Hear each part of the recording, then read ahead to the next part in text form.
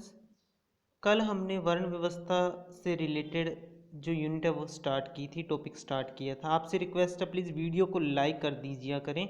आज हम वर्ण व्यवस्था के जो नेक्स्ट पार्ट है उसके बारे में डिस्कस करेंगे। कल हमने डिस्कस किया वर्ण व्यवस्था क्या होती है, वर्ण व्यवस्था की उत्पत्ति कैसे हुई, इसके जो मूल आधार क्या थे और वर्ण व्यवस्था में कौन कौन सी विशेषताएं पाई जाती थी। तो आज हम इससे आगे का पार्ट है जो डिस्कस करने जा रहे हैं। फर्स्ट है वर्ण और वर्ग में क्या अंतर होते हैं। जो वर्ण होता है और जो वर्ग होता है, इन दोनों के अंदर अंतर क्या पाए जाते थे। जिस वर्ग कहते हैं कि एक सामाजिक वर्ग व्यक्तियों का ऐसा समूह अथवा एक विशेष श्रेणी है जिसका समाज में एक विशेष पद होता है। यह विशेष पद ही अन्य समूहों से उसके संबंधों का निर्धारण करते हैं। मतलब हर व्यक्ति का अपना एक लेवल होता है, अपना एक स्टेटस होता है, उसके अकॉर्डिंग इस समाज के अंदर क्या होता है, सभी को कैटेगराइज किया जाता है हर व्यक्ति को अपने स्टेटस के अकॉर्डिंग। पर जो वर्ण व्यवस्था थी पुराने समय में, उसमें क्या था, वर्ण व्यवस्था के अंदर जो है लोगों को चार भागों में डिवाइड किया गया था। उसके अंदर जो ब्राह्मण थे सबसे हाई पोजीशन के माने जाते थे, फिर क्षत्रिय थे, उसके बाद में वैश्य थे और लास्ट जो सबसे निम्न जाति मानी जाती वो शूद्रों की मानी जाती थी। पर वर्ग के अंदर क्या होता है, इसके अंदर मेनली इकोनॉमिकली स्टेटस को फोकस किया जाता है। जिसकी जितनी अच्छी पोस्ट होती है, जितनी हाई पोस्ट होती है, जितना जिसका इकोनॉमिक लेवल स्ट्रोंग होता है वो हाई पोजीशन का होता है। वैसे वर्ग व्यवस्था पूर्वक एक आर्थिक संरचना पर आधारित है। जो वर्ग है वो किस पे आधारित है, इकोनॉमिक जो कंडीशन है उससे रिलेटेड एक स्ट्रक्चर है ये। जबकि वर्ण व्यवस्था का मूलाधार सामाजिक है, और जो वर्ण व्यवस्था है वो क्या है, उसका स्टेटस सामाजिक तौर पे है। जो जिस वर्ण के अंदर पैदा हो गया वो उसी का ही माना जाएगा। वर्ण व्यवस्था निश्चित व्यवसाय की परंपरा को मान्यता देती है। जो वर्ण व्यवस्था है वो क्या कह रही है भी, जो व्यवसाय परंपरा के तौर पर आपकी पीढ़ियां करती आ रही हैं आपको वो ही करना पड़ेगा। परंतु जो वर्ग होते हैं उसमें क्या, वर्ग व्यवस्था के साथ व्यवसाय का कोई पूर्व निश्चित संबंध नहीं है। पर वर्ग व्यवस्था के अंदर कोई भी ऐसा रूल नहीं पाया जाता कि आपके पिता किसान हैं तो आप भी किसान बनो। तो मतलब क्या है सिस्टम था, वर्ण व्यवस्था के अंदर जो काम पिता करता था या उसके दादा जो भी मतलब पूर्वज उसके काम करते थे वो नेक्स्ट पीढ़ी को अपनाने पड़ते थे। परंतु वर्ग व्यवस्था के अंदर ऐसा कोई कंडीशन नहीं है, कोई भी व्यक्ति अपने जो एबिलिटी है उसके अकॉर्डिंग कोई भी काम को ऑप्ट कर सकता है।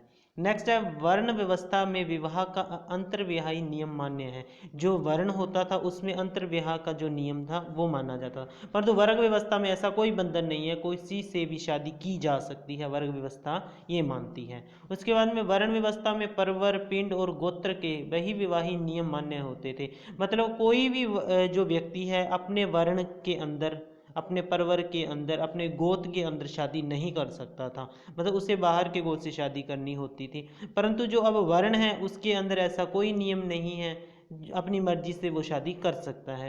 उसके बाद में वर्ण धर्म का आशय छिपा रहता है। जो वर्ण होता है उसमें मेनली रिलीजन से रिलेटेड जो फैक्ट होते हैं वो उससे जुड़े होते हैं, धर्म को मान्यता दी जाती है इसके अंदर। पर जो वर्ग व्यवस्था है उसके अंदर वर्ग चेतना और वर्ग संघर्ष जैसी बातें की जाती है।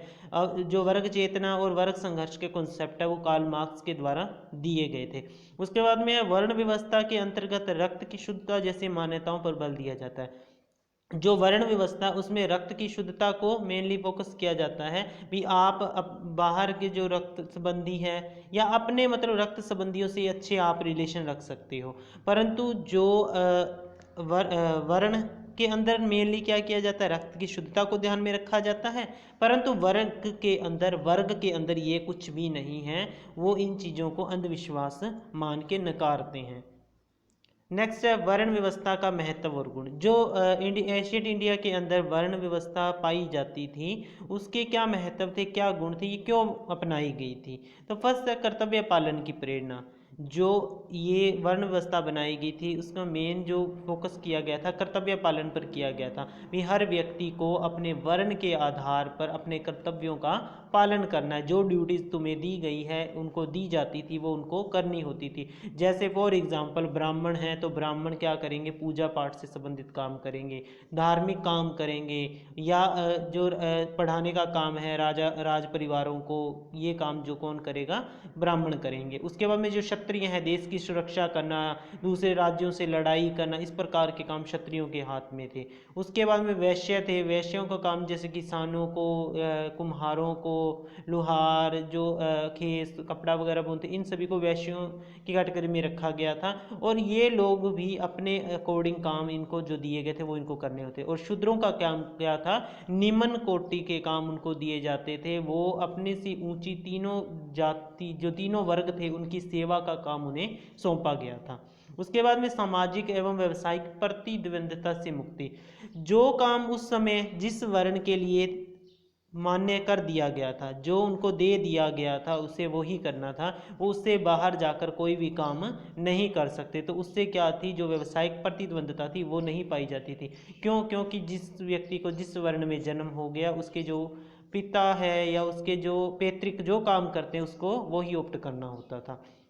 उसके बाद में कला व्यवस्था एवं उद्योगों का संरक्षण होता था। इससे क्या होता था, जो भी कला थी उनके अंदर, जो भी व्यवस्था थी, उद्योग की संबंधित जितने भी काम थे, जो परिवार जो वर्ण जो काम कर रहा है वो वही करता था। वो अपने स्किल दूसरों को कभी नहीं देते थे। उससे क्या होता था, उनकी जो कला है उनकी जो व्यवस्था थी उसका संरक्षण होता था।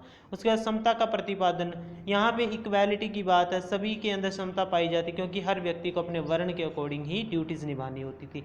शक्ति संतुलन पाया जाता था, कोई भी किसी के ऊपर जो सिस्टम है उसको लागू नहीं कर सकता था, क्योंकि जिस वर्ण को जो काम दे दिया गया था, जो शक्ति जिसको सौंप दी गई थी उसे वो ही निभानी होती थी या वो ही यूज़ करनी होती थी।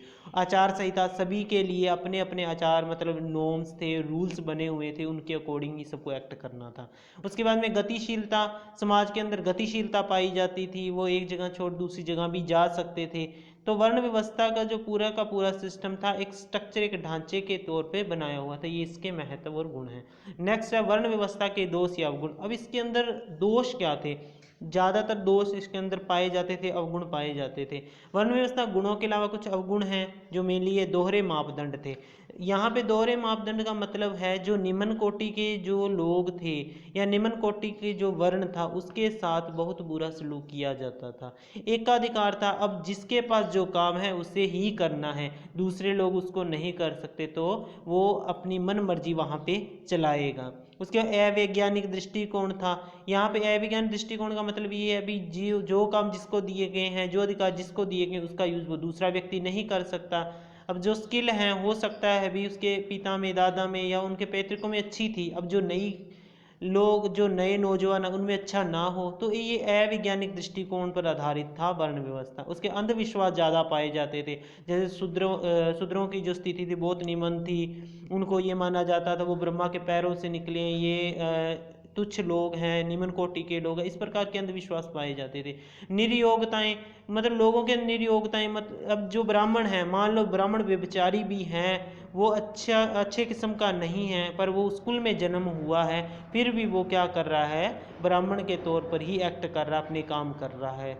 जाति व्यवस्था का जन्म, वर्ण व्यवस्था से ही जो जाति व्यवस्था है वो सामने आई। उसके बाद में जो वर्ण थे, वर्णों के अंदर अलग अलग प्रकार की जातियों का जन्म होना स्टार्ट हो गया था। वर्ण व्यवस्था के संबंध में श्री एस नटराजन का कथन है कि भारत में हिंदुओं के हृदय में भले ही यह भावना रही हो कि वर्ण व्यवस्था होनी चाहिए, पर वास्तव में ये हुई कभी नहीं। ये मतलब इन्होंने अपनी एक उदाहरण दी है, ये कहते हैं भी हिंदू जो लोग हैं वो ये मानते हैं, उनकी भावना थी वर्ण व्यवस्था होनी चाहिए, पर असल में ये जो है वास्तव में ये हुई नहीं थी, ये इन्होंने माना है। सो आज हमारा जो वर्ण व्यवस्था का कंसेप्ट था वो कंप्लीट हो गया। नेक्स्ट हम अगला टॉपिक स्टार्ट करेंगे। Okay for video watching, thank you.